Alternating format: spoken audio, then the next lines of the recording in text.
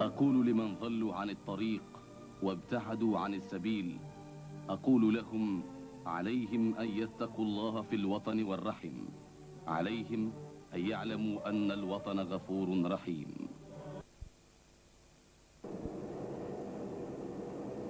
انتقلت بعثة التلفزة المغربية إلى منطقة خط الدفاع الواقعة بين القطاعين الفرعيين للجلتا وأمجلة، وهي المنطقة التي استهدفها الهجوم الفاشل لمرتزقة البوليساريو.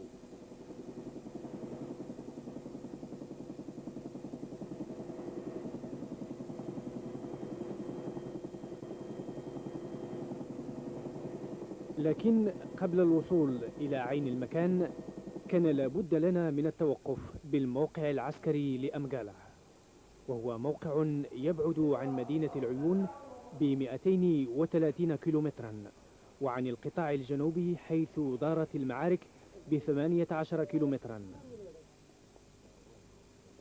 موقع تمت هندسته وتشييده بسواعد قواتنا المسلحة الملكية وفق تصاميم دقيقة وأسلوب فني بديع. ويلاحظ هنا التحرك اليومي والعادي لجنود وضباط القوات المسلحة الملكية. هذا هو القطاع الجنوبي لأمجالة المجاور لجلتة زمور، وهو القطاع الذي استهدفه الهجوم الفاشل لمرتزقة البوليساريو، وهو الهجوم أيضا الذي تكبد خلاله المرتزقة خسائر جسيمة في الأرواح والعتاد.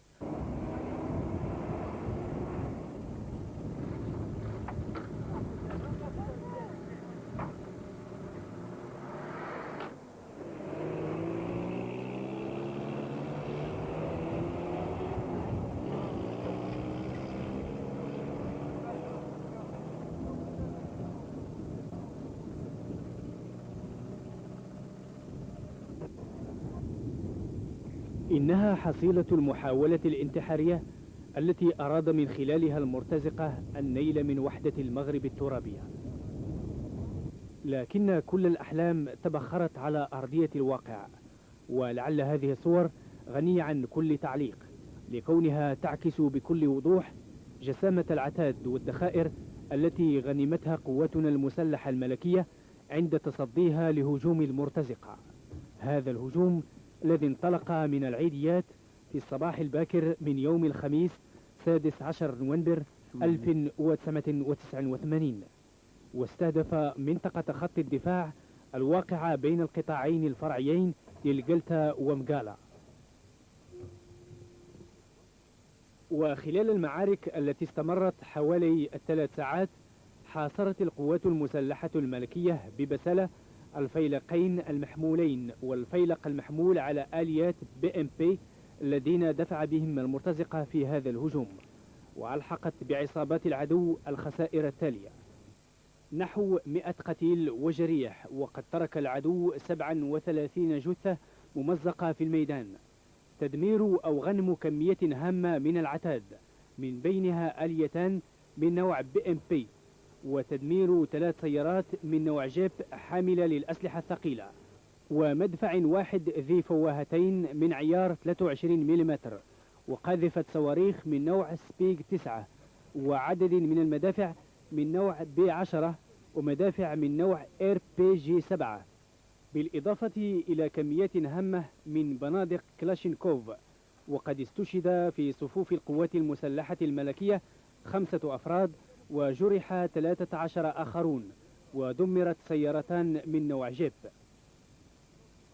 وما تجب الإشارة إليه هو أن العتاد العسكري الذي خلفه المرتزقة من صنع سوفيتي، كما أن المدرعات من نوع BMP التي استعملها المرتزقة في هجومهم تتوفر على أجهزة تقنية بالأشعة ما تحت الحمراء، وهي أجهزة تسمح بالمراقبة والتنقل حتى في الظلام الدامس. كما لاحظنا أن التصدي للمرتزقة من طرف قواتنا المسلحة الملكية المتمركزة ووحدات التدخل السريع كان محكما، بحيث تمت ملاحقة العدو على مدى 15 كيلومترا لتردهم على أعقابهم خاسرين. وبهذا تكون قواتنا المسلحة الملكية قد حققت انتصارا آخر يضاف إلى الانتصارات السابقة.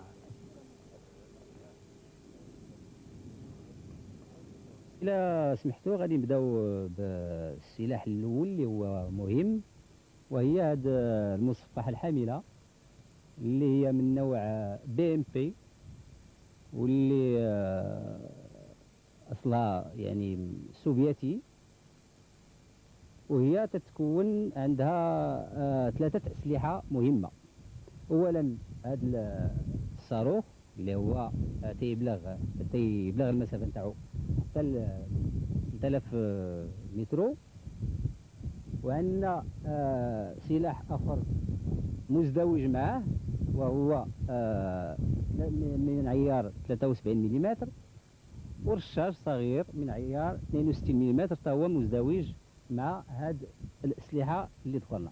هذه مصفحة أخرى شبه الأولى، يعني عندها أسلحة بحال هذيك الأولى اللي شفنا، وزيادة على ذلك فإن هذه الأسلحة يعني عندها واحد يعني زيادة على السلاح، عندها واحد العتاد باش يمكن تشوف حتى بالليل. هذه سيارة من نوع لاندروفير كانت حاملة لواحد السلاح اللي تيسموه البي 10، حتى هو من صنع سوفيتي، وتيضرب يعني تيضرب من عيار 73 ملم. هذه سيارة من نوع تويوتا، يعني حاملة لسلاح ثقيل وهو الرشاش المزدوج اللي من عيار 73 ملم، اللي هو أيضا زيادة على اللي مضاد للسيارات، فهو أولا مضاد للطائرات.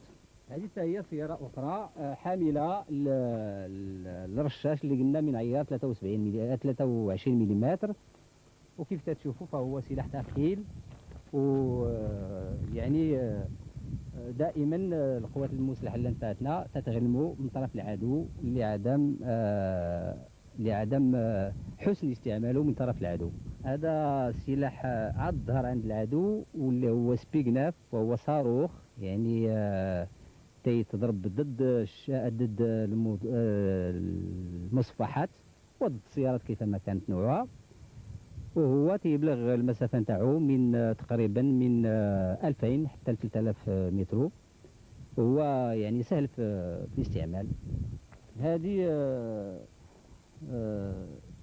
روكيت يعني صاروخ صغير من نوع 73 ملم اللي هو تيستعملوه في هذا السلاح اللي تيسمى البي 10، وحتى هو كذلك من صنع سوفيتي. حديثة 73 متر اللي هي حتى هو من صنع روسي، اللي هي تسمى الار بي جي 7، وهو تيحملو يعني رجل واحد، تيستعملوه رجل واحد، وهو مضاد للمصفحات والسيارات وكل نوع نتاع السيارات كيف ما كانوا. وهذه واحد رشاش من الرشاشات الكثيرة اللي غنمتها القوى المسلحة الملكية، اللي غنمتها فوق السيارات المحروقة، واللي هو رشاش من نوع كالاش كذلك. وهنا غادي نشوفوا حاجة أخرى، وهو المفرقعات اللي تيحملها العدو، وهي مفرقعات من نوع TNT، وهذو بعض من القنابل اللي تشدات، وهي من نوعين، وحدة دفاعية هي هذه، وحدة هجومية. ونوجد الآن بالجدار الأمني، حيث يوجد بعض جنود قواتنا المسلحة الملكية الذين سيعبرون عن ارتسامتهم إثر الهجوم الفاشل لمرتزقة بوليساريو. شكرا. الجندي خليفي بالقاسم الموجود في النقطة اللي هجموا عليها الفلول من المرتزقة، ولقنا لهم درس اللي غادي يبقاو يعاودوها. المهم دافعنا على راسنا، وحنا مستعدين باش غادي نضحيو بالغالي والنفيس، ومستعدين باش نأديو الأوامر ديال صاحب الجلالة قائد الأعلى ورئيس أركان الحرب، وعاش الملك. لاسبيرو مرزان إبراهيم. في نهار 16 صباح بكري حاولوا المرتزقة البوليساريو باش يهجموا علينا لكن والحمد لله بالقوة ديالنا وبالشجاعة ديالنا استطعنا باش نتصداو لهذا الهجوم ديالهم بالأسلحة اللي عندنا وبالقوة الإيمانية ديالنا.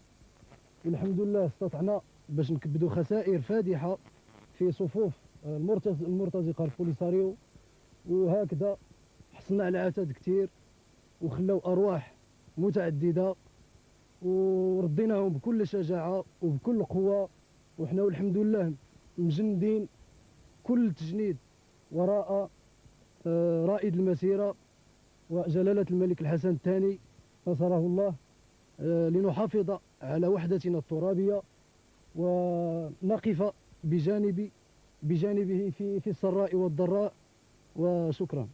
سلطاني محمد من قطاع أمقلة. لقد هاجموا البوليزاريو بقوة كبيرة، ورغم ذلك تصدينا لهم بكل شجاعة وكل فرح وكل سرور، ورديناهم على أعقابهم وغنمنا كثيرا من الأسلحة وخلاو بزاف ديال الضحايا. نحن جنود مجندين وراء صاحب الجلالة في كل لحظة وفي كل ساعة حتى نحقق النصر ونرد كل أعداء يريدون أن يمسوا وحدة تراب وطننا العزيز. إنها ارتسامات وصور تجسد السيطرة التامة لقواتنا المسلحة الملكية على كل المواقع، وارتفاع معنويات ضباطه وجنود قواتنا الباسلة إيمانا بقدسية قضية وحدتنا الترابية.